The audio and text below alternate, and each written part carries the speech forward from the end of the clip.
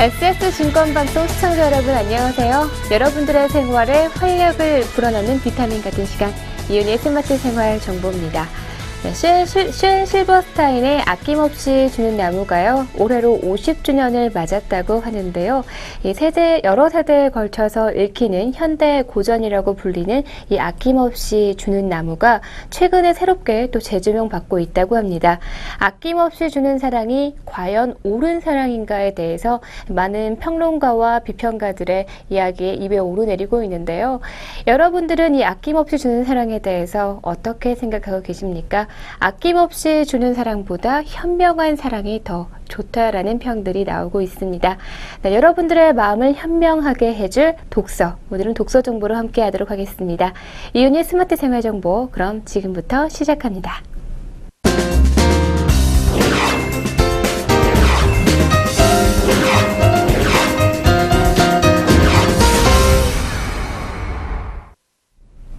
네, 오늘 함께 할 작가는요, 10월에 태어난 박경리 선생입니다.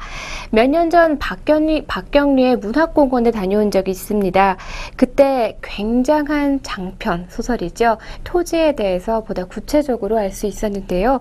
그때 다시 한 번 더 이 박경리 선생의 대단함을 느끼면서 그 이유인 즉슨 그를 선생이라고 불러야겠다는 답을 여기에서 찾았던 것 같습니다.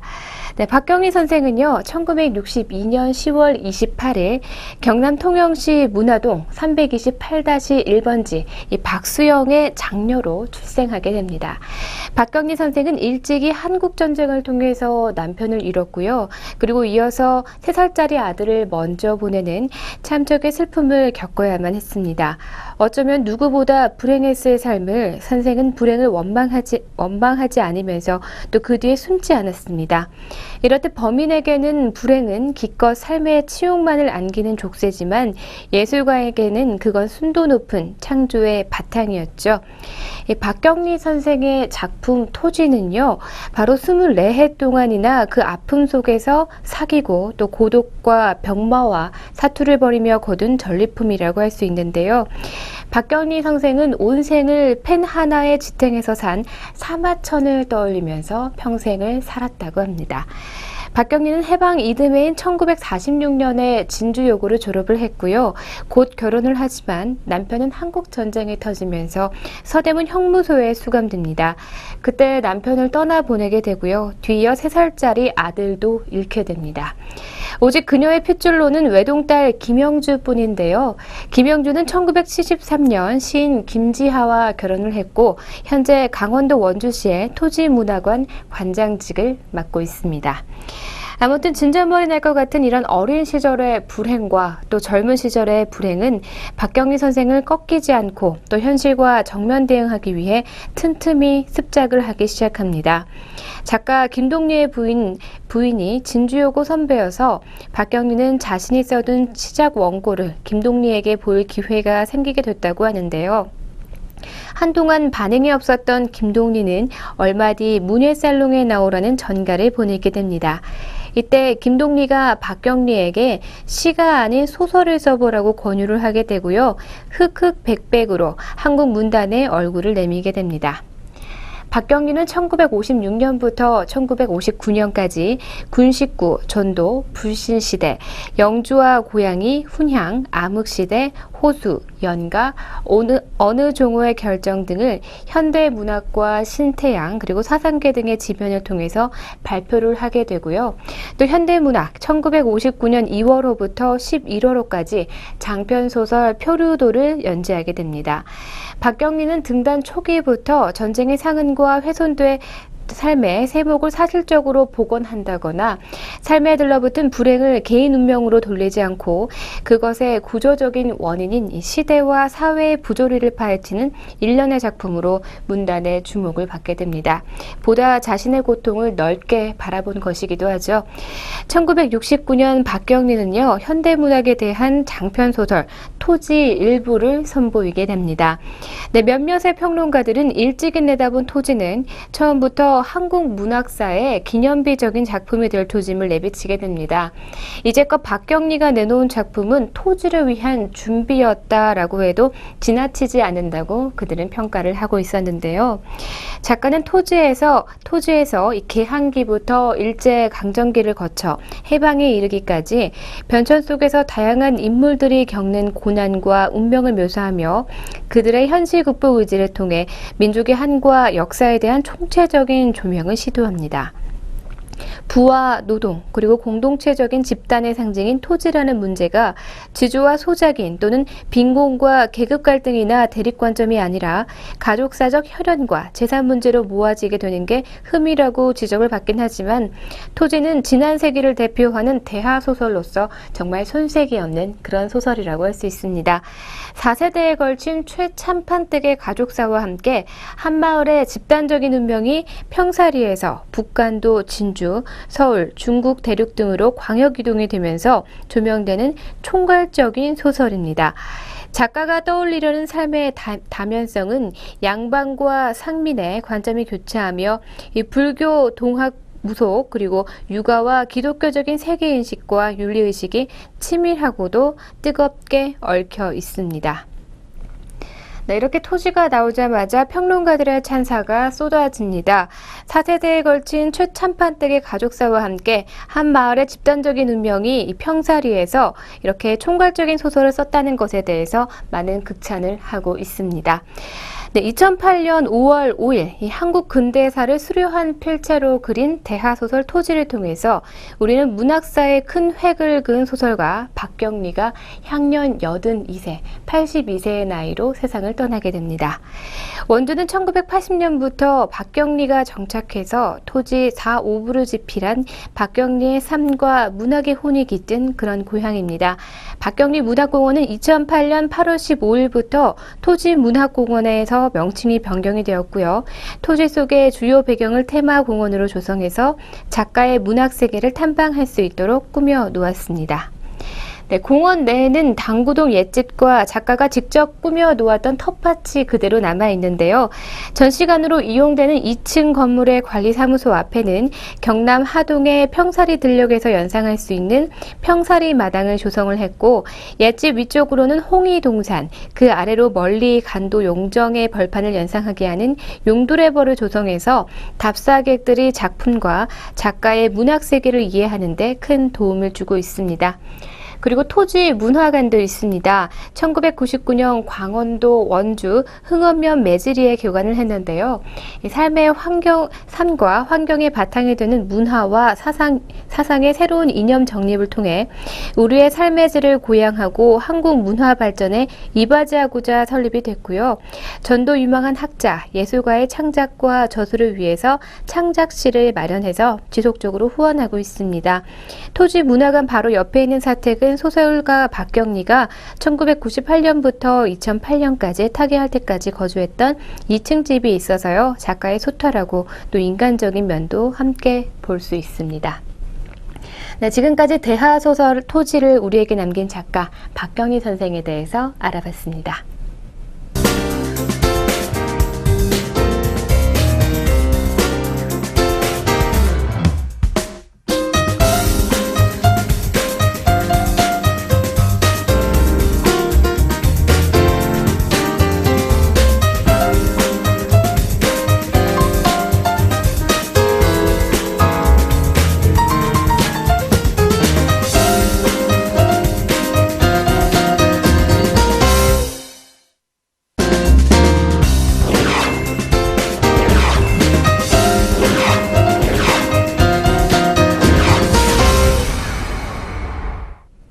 네, 두 번째 소식으로 함께하는 도서 리뷰. 오늘은 이동진 씨 저자인 밤은 책이다와 함께하도록 하겠습니다. 이 책에서는 이동진은 영화 평론가답게 정말 감성적으로 글을 풀어냅니다. 여기서 그가 읽었던 약 77권의 책에 대한 소개와 더불어서 삶에 대한 통찰력이 제시가 되어 있는데요. 이동진 그는 저의 어린 시절의 영화 리뷰, 신세계를 보여준 그런 기자이기도 합니다. 네, 초등학생 시절 방학 숙제로 그가 평론한 이런 영화를 보면서 필사하기 시작했었는데요. 그리고 따라서 습작 아닌 습작도 해보게 됐었고, 저에게는 우상과 같은 그가 2011년 이 독서하라고 내놓은 책이 있습니다. 바로 그 책이 밤은 책이다 라는 책입니다. 네, 많은 책을 읽으면서 그는 책을 가까이 하는 이유에 대해 지혜가 생기기 때문이라고 말합니다. 그래서 책을 통해서 구체적인 지식을 잃어버릴지언정 책을 통한 지식의 흔적과 그 지식에 대한 작은 지향성은 나중에 지혜가 될 수 있다고 그는 말하고 있는데요. 네, 그렇다면 그의 말을 한번 들어보도록 하겠습니다. 스피노자는 모든 한정은 부정이다 라고 말을 합니다. 사랑하기 위한 조건을 줄줄 내걸고서야 사랑할 수 있다면 그것은 사랑이 아니라 생활에 가까울지도 모른다고 얘기하죠. 책을 정말 사랑한다면 문자의 형태로 책에 박혀있는 지식이나 서사뿐만이 아니라 책에 관련된 모든 것을 사랑할 수밖에 없다고 저는 믿습니다. 라고 이동진 씨는 얘기합니다. 네, 행복에 대하여. 네, 이동진이 보는 행복은 하루키가 말했던 소확행, 작지만 확정적인 행복을 말하고 있는데요. 유명한 사람의 삶은 그 자신의 행복이 들어올 틈이 없다고 이야기합니다. 그는 거대한 명성으로 삶이 타의에 의해서 격렬하게 휘둘리게 되는 상황 속에서 인간은 행복하기가 어렵다, 행복을 만끽하기가 어렵다라고 얘기하고 있습니다. 100만 명의 사랑을 누리는 사람은 한 명의 사랑을 받는 사람보다 행복해지기가 오히려 쉽지 않다는 것인데요. 네, 그래서 미국의 사상가 랠프 에머슨은 명성과 휴식은 한 지붕에 함께 할 수 없다라는 얘기를 하게 된 것이겠죠. 네, 유명해진다는 것, 이미 자기 자신의 행복의 영역을 넘어선다는 것을 말하고 있습니다. 네, 그래서 명성을 얻는다는 것은 한편에 나의 진정한 휴식을 버린다는 의미도 될 수 있을 것 같은데요. 네, 그렇다면 이렇게 여러 개의 방송을 하고 점점 유명세를 타고 있는 그도 자신의 소확행을 조금씩 내어주어야 하지 않았을까 이런 생각도 듭니다. 종종 내가 유명인이라면 상상과 함께 생각해 볼 수 있는 그런 부분이 바로 행복에 대하여인 것 같습니다. 네, 바로 다음은 멋진 삶입니다. 방송에서 이동진 씨가 항상 강조하는 말이죠. 어떻게 하면 멋있게 살까요? 이 질문에 대해서 이동진 씨의 말을 빌려 그는 이렇게 주로 이야기를 합니다. 하루하루 성실히 살고 싶고 인생 전체를 되는 대로 살고 싶다 라고 대답합니다. 네, 삶에는 분명 한계가 있고요. 일에는 명백한 시한이 있기 때문이죠. 어쩌면 폭이란 부조리한 세상에서 불완전한 삶을 살 수밖에 없는 인간이 조금 덜 불행해질 수 있는 유효한 기술일지도 모릅니다. 라고 그는 얘기를 하고 있습니다. 네, 그렇다면 그리움이란 무엇을 뜻하는 걸까요? 저자는 그리움을 생각할 때 몇 가지 떠오르는 이미지가 있다고 합니다. 예를 들어 버스의 창을 매섭게 때리다가 번번이 힘없이 미끄러지고 마는 빗방울, 그리고 바닷물을 증발시켜 그릇의 가장자리에 남아있는 하얀 소금기, 진공을 희고하면서도 끝끝내 텅 빈 무로 돌아가지 못하는 옅은 대기, 이런 것들인데요. 이런 이미지들을 그리고 나니 저도 이렇게 마음이 무거워지기 시작합니다. 그리움을 가장 크게 느끼게 하는 것은 역시 저자의 말대로 무엇보다 사무치게 보고 싶은 마음 뒤에 확인하는 부재의 쓸쓸함이 아닐까라는 그런 생각이 듭니다. 네, 이동진 씨의 글을 읽는다는 것은요, 여러 편의 단편 영화를 보는 것처럼 그려집니다. 글마다 다양한 색채와 이야기와 또 삶에 대한 성찰이 들어가 있는데요. 네, 그래서인지 그는 삶은 계란이 아니라 삶은 이야기라고 그는 얘기를 하고 있습니다. 또한 이야기에서 중요한 것은 삶이 떠나도 결국 그 이야기가 남기 때문이라는 것인데요. 저자의 삶에 대한 이야기를 읽다 보면 문득 제가 얼마 전에 영화 리뷰로 알려드렸던 빅피쉬가 생각나게 합니다. 그 영화에는 이런 말이 나오고 있죠. 어떤 사람이 자기 이야기를 하고 또 하다 보면 그 자신이 스토리가 된다. 그러면 그가 죽고 난 뒤에도 스토리는 살아남고 그렇게 함으로써 그도 영원히 살게 되는 것이다. 네, 그는 책의 말미에 이런 질문도 우리에게 던져주고 있습니다. 당신은 요즘은 스스로가 주인공인 이야기를 어떻게 쓰고 계십니까? 네, 여러분들은 여러분들의 이야기를 어떻게 쓰고 계신가요? 저자 이동진은 책은 지혜라고 말하고 있습니다. 저도 그와 비슷한 맥락으로 책은 생각하는 힘을 기르는 자양분이라고 생각을 또 하고 있는데요. 얼마 전 책은 왜 읽어야 되는가, 왜 읽어야만 하는가에 대한 질문을 스스로 던져본 결과 제가 얻어낸 답변이었습니다. 네, 가을날 커피 한 잔과 함께 읽기에 좋은 최고의 책인 것 같습니다. 지금까지 이동진의 밤은 책이다와 함께 했습니다.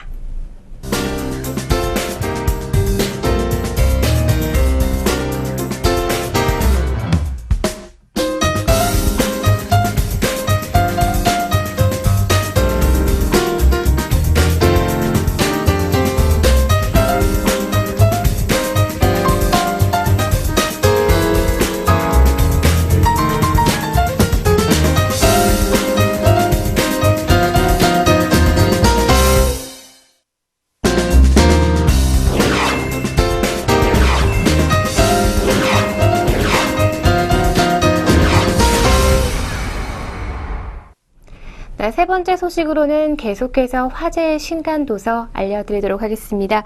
첫 번째 소개해드릴 도서는요. 행복한 나는 혁신학교 학부모입니다. 라는 책입니다. 학부모분들이 지금 귀가 솔깃하실 것 같은데요. 행복한 나는 혁신학교 학부모입니다는요. 서울형 혁신학교에 아이들을 보냈거나 보내고 있는 14개 학교의 30여 명의 학부모들이 자신의 혁신학교 경험담을 모은 그런 책입니다. 이 책의 가장 큰 특징은 학부모의 시선에서 혁신학교의 활동을 소개를 하고 있고요. 혁신학교에 대한 학부모의 생각을 나누고 있다는 점인데요. 특이하게도 저자가 서울형 혁신학교 학부모 네트워크입니다. 저자 서울형 혁신학부모 네트워크는 6개월의 준비 기간을 거쳐 2012년 11월 1일 공식 출범한 서울형 혁신학교 학부모 네트워크입니다. 혁신학교 발전을 위해서는 학부모의 역할이 중요하다는 판단을 갖고 혁신학교 학부모의 올바른 역할을 연구하고 실현하기 위해 함께 노력하는 학부모 단체인데요. 3년 동안 간담회, 학교 방문, 토론회, 발표회 등을 통해서 혁신학교 학부모들의 소통과 교류를 추진해왔고요. 학부모들의 힘을 모아 혁신학교의 지원 조례 제정, 혁신학교 예산 확보를 위한 노력을 함께 해오고 있습니다. 특히 2014년 하반기부터는 혁신학교 연구학부모 동아리, 학부모 강사단 양성 과정 등을 통해서 혁신학교 발전과 학부모의 역량의 강화에 기여하고자 현재 노력 중입니다. 그런 노력들이 고스란히 담겨있는 그런 책이라고 할 수 있습니다. 다음 두 번째로 소개해드릴 책은요. 1936년 그들은 희망이 되었다라는 도서입니다. 이야기는 1933년에서부터 시작이 됩니다. 주인공 조 렌츠는 미국의 서부 중에서도 시애틀, 그 중에서도 최고의 빈민촌인 후버빌 출신입니다. 최소 100만 명 아니면 어쩌면 최대 200만 명에 달하는 사람들이 노숙자가 되어서 거리 또는 후버빌 같은 판자촌에 살고 있는데요. 조 렌츠는 워싱턴 대학에 입학하게 됩니다. 그리고 생계 걱정을 하지 않는 날이 없었던 그는 조정부 입회를 신청하게 되는데요. 당시 조정은 미국에서 가장 인기 있었던 스포츠 중에 하나였고 무엇보다 조정 부원이 되면 교내 파트타임 일자리를 얻을 수가 있었습니다. 혹독한 입회 시험을 끝에 결국 조는 조정 부원으로 발탁이 됩니다. 네, 조 렌츠를 비롯한 이 책의 9 청년들은요, 조정 종목 중에 8+1의 선수들입니다. 이는 총 9명이 경주정에 탑승하는 종목인데요. 키잡이는 백골이 앞을 향해 앉고 나머지 8명 노잡이들은 키잡이를 향해 돌아서 앉게 됩니다. 오직 키잡이만 결승선을 보고 있는 셈이죠. 이 노잡이들은 자신보다 앞서가는 상대편의 배를 볼 수 없습니다. 그저 키잡이가 지휘하는 대로 방향과 속도를 맞출 뿐인데요. 1936년 그들은 희망이 되었다의 후주를 보면 날씨, 옷차림, 표정 등의 묘사가 모두 사실에 근거했음을 확인할 수 있습니다. 이를 위해 데니얼 제임스 브라운은 9 청년 중 집필 당시 생존자인 조 렌츠를 여러 차례 인터뷰했는데요. 다른 청년들의 이야기는 그들의 자녀들로부터 들었다고 합니다. 바비 모크의 딸, 척 데이의 아들을 인터뷰했고 조지 포코크의 이야기는 그의 저술과 그의 아들과의 인터뷰를 통해서 나왔다고 합니다. 네, 조정에 대해서는 전혀 아는 바가 없고 1930년대 관심을 가져본 적조차 없는 이 독자들은요, 논픽션이라는 장르의 매력에 유감없이 발휘되어 있는 이 1936년 그들은 희망이 되었다를 읽으면서 마치 자신의 이야기인 양 빠져들게 됩니다. 이것이 바로 논픽션의 힘이라고 할 수 있는데요. 그리고 1936년 그들은 희망이 되었다는 미국 역사상 가장 절망적이었던 이 대공황의 한가운데서 역경을 헤치고 희망을 쟁취하는 사람들에 관한 흥미진진한 이야기를 담고 있어서 흥미를 끌고 있습니다. 이는 미국 서부에서 자라난 노동계급 출신의 9 청년이 진정한 용기의 의미를 전 세계 앞에 증명해 보인, 또 가능할 법하지 않은 이야기를 실화로 구체적으로 한 그런 기록이 담겨 있는 도서입니다. 네, 그리고 세 번째로 소개해드릴 도서는요, 청소년 인권학교라는 도서입니다. 저자는 홍세화, 오인영, 안수찬, 조광재, 그리고 한재훈이 함께 했습니다. 이 책은 청소년들에게 인권과 내 삶이 어떤 관련을 맺고 있는지, 그리고 왜 인권 공부를 해야 하는 것인지, 그리고 인권이란 무엇인지를 쉽게 알려줍니다. 사회운동, 철학, 역사, 언론 등 다양한 분야에서 전문가로 활동하고 있는 저자들은 인권에 대한 이야기를 생각, 역사, 글쓰기, 철학, 공부, 실천 등 6가지의 영역에서 다각적으로 입체적으로 다루고 있습니다. 이 책은 청소년들에게 개인들이 꿈을 펼치고 있는 모두가 행복한 세상으로 만들기 위해서는 인권 공부를 해야 한다고 강조하는데요. 인권은 사람답게 살 권리이며 사람다움을 실현할 권리이기 때문에 사람답게 살기를 바란다면 인권에 대해서 공부해야 한다는 것입니다. 그리고 내 안에 도사린 차별의식과 은연중에 주입되고 있는 인권을 부정하는 생각들에 대해 스스로 질문을 던지는 것이 중요하다고 그는 지적하고 있습니다. 나아가 다름을 존중하고 차별을 반대해야 나 역시 타인으로부터 존중을 받을 수 있다라고 말합니다. 청소년들 뿐만이 아니고요, 우리 성인들, 어른들도 함께 읽어봐야 할 그럴 도서인 것 같습니다. 네, 지금까지 화제의 신간과 함께 했습니다.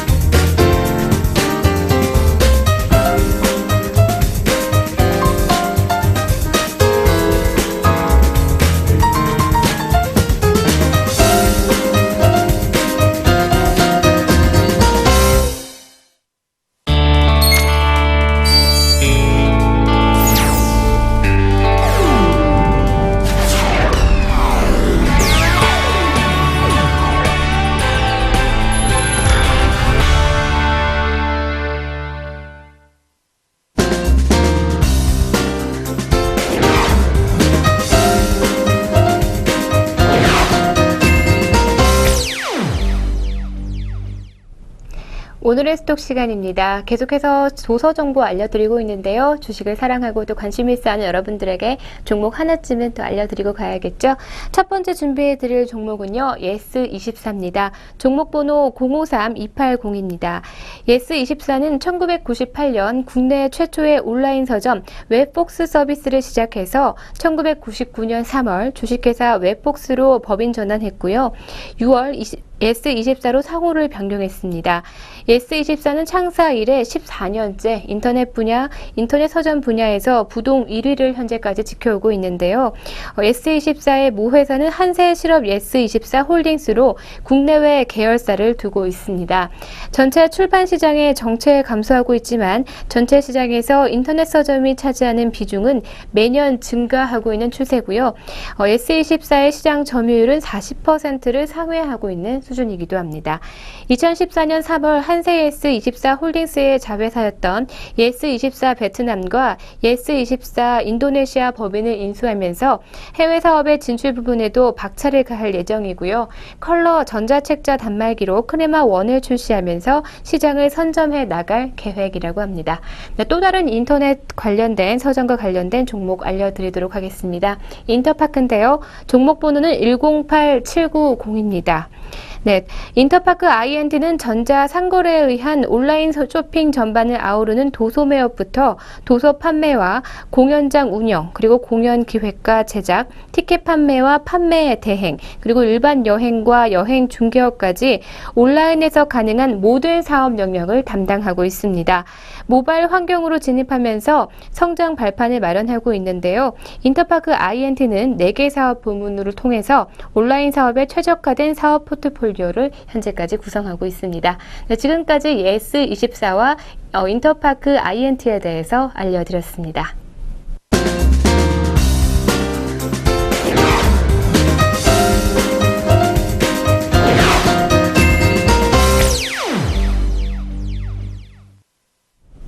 여러분들께 즐거움과 재미, 감동을 드리는 오늘의 펀앤필입니다. 제가 조금은 좀 늦게 알려드린 것 같은데요. 인터넷을 뜨겁게 달군 그런 감동적인 사연이 있죠. 그럼 영상으로 함께 먼저 만나보시죠.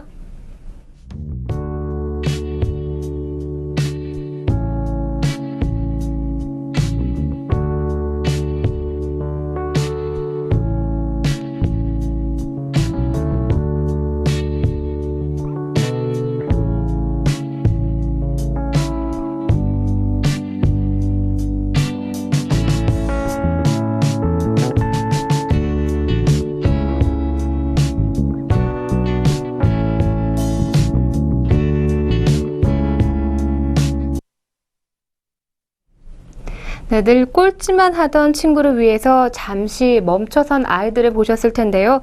또래에 비해 작고 뚱뚱해서 꼴찌를 도맡아 하던 아이가 덩치가 큰 아이가 모두의 손을 잡고 이렇게 1등을 하게 됩니다.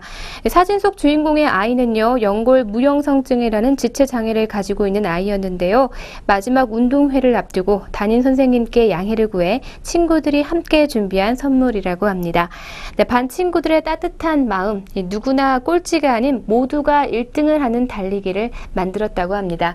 하지만 여러 사람들의 칭찬에 아이들은 어리둥절했다고 하는데요. 그들의 순수한 마음은 역시 단연 최고인 것 같습니다. 네, 지금까지 오늘의 펀앤필이었습니다.